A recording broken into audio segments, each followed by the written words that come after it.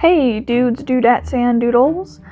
I had a different video planned for 2 weeks ago, but art school has kept me really busy, so it's been coming along a lot slower than I'd intended it to. The script is done, so is the art and the voiceover parts, but some of the video is going to be filmed, and I haven't had a chance to do that yet. I don't think it'll be done for at least another week or two, so I decided it might be fun to swerve wildly out of my lane and talk about something that I don't actually know anything about, but that I have a lot of feelings about. Musical theater. I like musicals, and I have pretty low standards about media in general, but there are some musicals, or at least songs from musicals, that I just really don't like to the point that I'm willing to claim that they're objectively bad. That's right, I've said the magic words that make my opinions impervious to criticism. Don't even bother trying to dispute these points because I am a scientist, and these are a few things that scientifically make songs in musicals not good. Number 1, Autotune. I want to be clear that Autotune isn't inherently bad. I actually really like Autotune. It gives music a kind of artificial sound, and I don't mean that as a bad thing. Depending on how it's used, it can be fun or creepy or a variety of other moods, and it tends to lend a somewhat futuristic aesthetic to songs. And if the characters in your musical are robots, then go ahead, auto-tune the crap out of them. But otherwise, I could talk about The Greatest Showman, but I'm going to talk about that later, and I don't want to use the same example twice. So let's go with the live-action remake of Beauty and the Beast. Well, I guess actually all there is to say about it is that there's auto-tune in it, and it's really out of place and unnatural.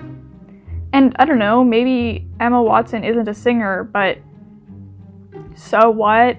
I highly doubt that she's bad enough that it would lessen the quality of the film.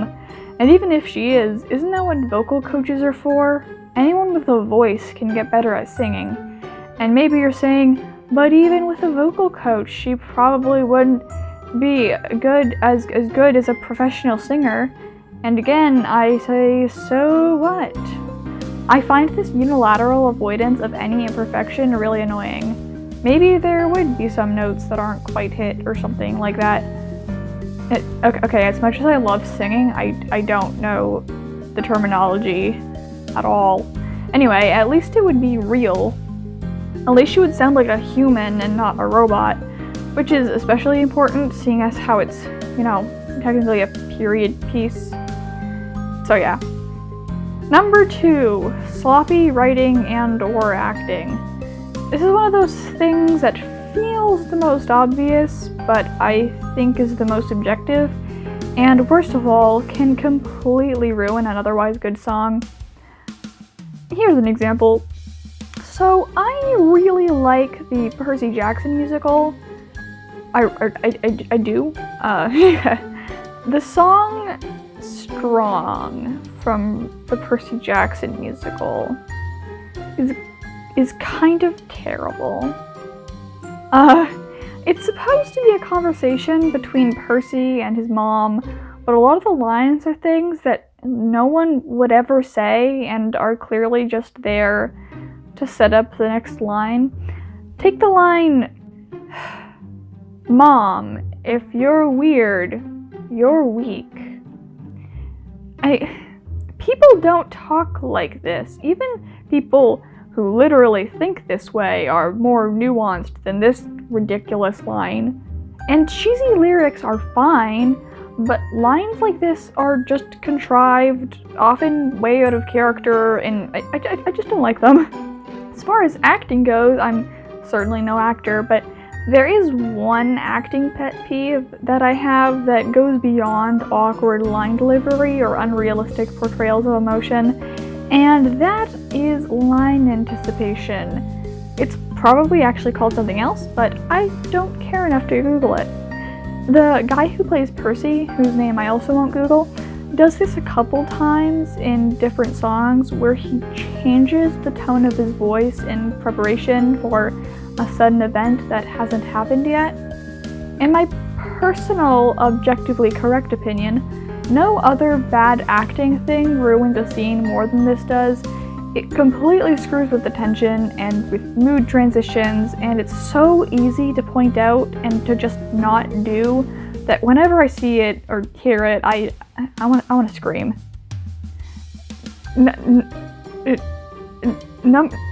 Number 3. The lyrics aren't related to the narrative. One exception to this is songs that are songs in the canon of the musical.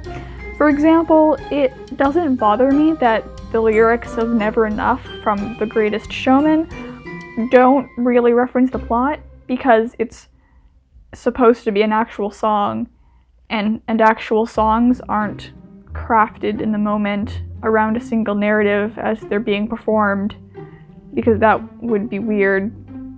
To take another example from that same musical, the song This Is Me, it doesn't really work as a musical theater song.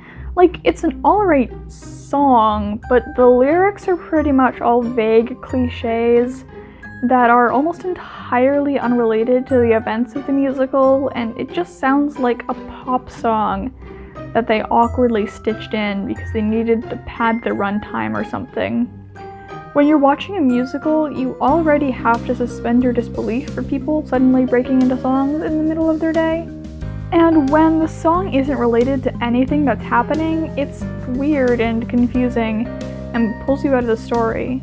Like, okay, if The Greatest Showman wasn't a musical, how would you make the This Is Me scene into a regular movie scene?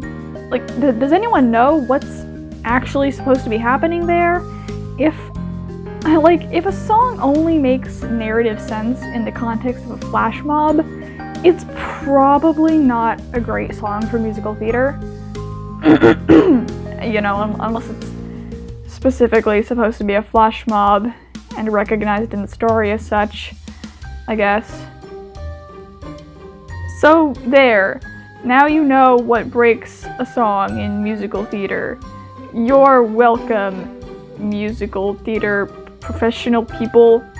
Subscribe to my channel so you don't miss my future videos, and so I don't look as pathetic when I ask people to buy my stuff from Etsy/Redbubble, which are in the description.